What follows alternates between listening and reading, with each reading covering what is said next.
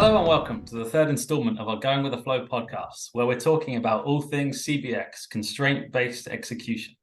Today, we're going one-to-one with Kevin Ettwein, who you may recall from our first episode, to talk about his experience as an aerospace executive, responsible for managing multiple factories, production lines, and leading businesses to optimize their manufacturing, facing the never-ending challenge of ensuring smooth and efficient production of aerospace technologies that grace our sky. Kevin, thank you for joining us. How are you on this lovely afternoon? Fantastic, Ben. Thanks for having me. When we're recording this, it's a Friday, always a great day. So happy Friday to you. Couldn't agree more. Happy Friday, end of another very busy week. I have to say as well, it's refreshing to see that someone involved in manufacturing still does have some hair. We were 0 from 3 from the last episode. So getting on with what we want to talk about today. Please, could you provide us with some background on the challenges and intricacies of managing a factory floor in aerospace? Sure, Ben. As you referenced, I spent a significant amount of my career working in factories and production systems throughout aerospace, and it's an extremely challenging environment, mainly given the mission we're working on, the importance of quality within the entire system, the tolerances we're working to deliver the desired performance of the product, the training required for our employees in all disciplines to bring the product together, and the constraints from internal and external supply chain mainly. You also might have tooling and equipment availability constraints as well. So you're hearing that word a lot, constraints. Right. All of these factors play into how the shop floor operates. It's nearly impossible to build a complicated aerospace assembly in the sequence that was prescribed given all of that. It's an extremely challenging environment. Yeah, absolutely. And as we talked about before, the sheer scale of the number of parts, the number of people that are involved is more than you see in the majority of most other industries. And in your day as working as an executive, I guess you didn't have the sophisticated digital twin models and software tools that we now associate with constraint-based execution. And as we said before, CBX is not just about software, it's also a set of principles for manufacturing management. And those principles can apply even without the technology. So speaking of your experience working with the principles of constraint-based execution, how does it shape decision-making on the factory floor? Yeah, I'd say we didn't have a lot of digital twin technology when I was coming up. 787, when we were developing the airplane in a static environment, we had obviously digital twin for how the production system would work. But in a dynamic day-to-day environment, we did not have that. And all those factors I just mentioned add up. The manager needs to continuously optimize their plan for the day. It's a constant juggling act. And at an airplane or even an airplane section level, like I said, it's never the same build twice. It's not because of the design, it's because of the constraints that we work with. And how we take those constraints and come up with a plan is constraint-based execution. Many times, managers are creating that plan from their experience or based on feedback from IEs or their teams. However, it's great that companies like Collinia Group have offerings that help managers make those decisions. I wish I would have had those tools back in the day. Yeah, absolutely. And can you share a specific example with us then, where constraint-based execution principles would have played a pivotal role in overcoming a challenge or achieving a breakthrough, for example? Sure, Ben. I have a lot of examples. The one of Sure. the ones I like to talk about, just because it's cool, was way back when I was a supervisor for Boeing in 777 final assembly, and this is one of my first management jobs. My team would always struggle to get the vertical fin closed out prior to rolling it out to the field. We had to complete all the hydraulic and electrical work in the fin, do the functional test, all the inspections required for that work. We had to do the closeout inspections prior to closing up the panels. We had to install the panels and we had to seal it all up.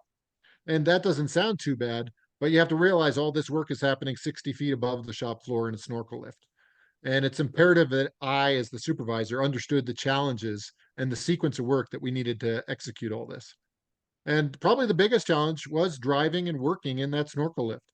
Let me tell you, when you're up that high in a basket and it moves around whenever you shift your weight, and then you add 2 or 3 people in there, I think 3 was the max, that obviously exacerbates the situation. And you never want to be the one to bump in the $200 million aircraft. I got trained up as an operator just so I could understand how difficult it was. And let me tell you, I was one crappy snorkel lift operator. So we made sure the team had the best snorkel lift operators available when we were doing that kind of work. We had similar challenges around seal. I was just talking to somebody a couple weeks ago about this, and SEAL is an art. An airplane team with a good and qualified sealer better treat that person well because they're worth their weight in gold. We have challenges being a three-shift operation and the skills and expertise available on each shift around what we had to work with. So we modified our plan around our best available sealer, who was a first shift employee. So we changed the entire plan around that employee's statement of work. Mm. We did the systems and panel work on second and third shift, and the seal work was done on an inspection of that seal was done on first shift. And over time, once we came up with that plan, not only were we getting the work done prior to rollout, but we're also started moving work back into other shops so that we could do less work in the snorkel lift.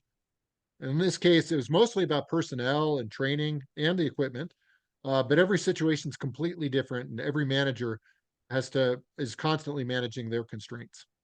Right. And just to bring that back to what we talk about when we explain kind of what constraint-based execution is, those constraints that we're talking about there, that is, you know, your highly skilled sealer, for example, your equipment to get you 60 feet up in the air to do the work on the vertical fin.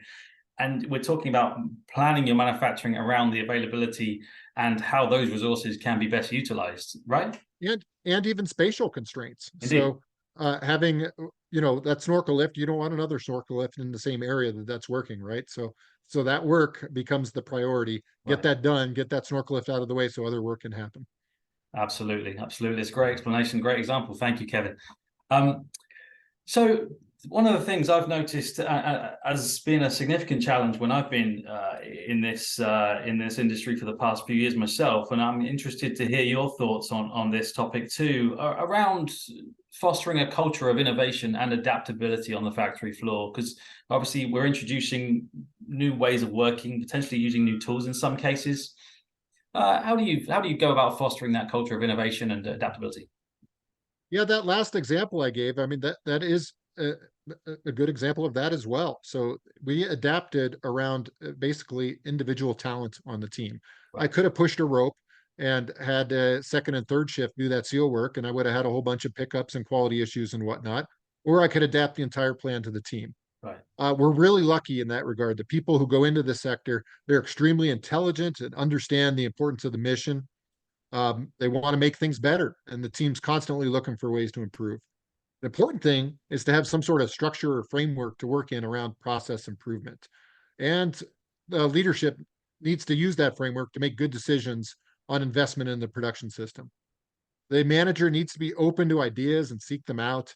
And innovation can come from every element of your team, not just your team itself, but the support teams as well. As leaders, we need to be responsive and foster communication within the team. And as leaders, we need to tailor our communication styles to the individuals involved. And leaders need to be able to work with all personalities. There are going to be folks who are more than willing to tell you what you need to do. And there's going to be some folks that might be more than willing to tell you what to do, but don't really have a clue as to how the work is actually done. And there's going to be some folks that are leaning back against the wall there. And those folks, they've been doing the job for 10, 15, 20 years. They know better than anybody, but they're not talking. So you need to be able to work with all kinds of different folks to be able to come up with a good plan around process improvement. Extremely wise words, Kevin. Very, very relatable stuff you're talking about there for sure. Thank you. All right, so one final question to wrap up. What advice would you give to aspiring leaders in the aerospace manufacturing industry? Yeah, I was lucky when I was coming up as a shop supervisor. I had a really experienced crew. I think my functional test team had an average of like 27, 28 years of experience. And my peer group of other supervisors, they had a lot of experience too. So they kind of led me along, and it was just fantastic having them as a resource. I think things are changing a bit, and people are moving around a lot more, both within companies and outside of companies, or changing companies.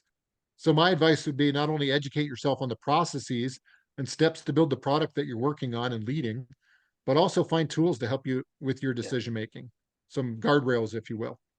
When I was a shop supervisor, I arrived an hour before shift start. I read the tie-in from the previous shift. I looked at the bar chart to see the condition of assembly and what work needed to happen, as well as the constraints to completing the work. And I checked all the in-process or installation plans to see where we were at on any given installation plan. Then I started seeing who was there that day from my team. And once shift started, we'd start with a discussion on executing the work. If I had the tools that are offered today, it would have made planning aspect of my job so much more efficient. Overall, my advice would be to be inquisitive and understand the why. You need to understand the why before you can make improvements. That works for all disciplines and all levels of aerospace.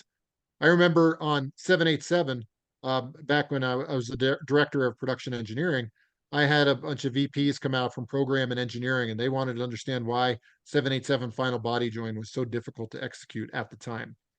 And we talked about shimming of the body joint. And when you think of a shim, you think of a block of thin material. But our requirements and what we executed on in 787 final body joint was created a three-dimensional shim based off of measuring surfaces. And that shim got as thin as a few thousandths of an inch. And to give you an idea what that is, your hair, well, my hair is a couple thousandths of an inch. And the execs understood that they had a better feel as to how they could help. Right. And understanding that and why, and then they could move the needle and help us. Yeah, absolutely, absolutely. Now that's awesome to hear, Kevin. And yeah, as you say, I can relate. It's not just about knowing about the work that you've got in front of you today, understanding the bigger picture and the why of everything you're doing, and what it really ultimately contributes to as well. So again, Kevin, thank you very much for a fantastic conversation as always. And to our viewers and listeners, thank you for spending your time with us today. If you haven't seen episodes 1 and 2, please do go and check them out. As before, if you're watching on LinkedIn, please give us a like and a share with anyone you think may be interested. Feel free to contact any of us as well directly to keep the conversation going. And if you have questions about CBX or optimizing manufacturing in general, maybe we'll cover those in future episodes as well. So with that, Thanks, thank Ben. you very Appreciate much. it. Cheers.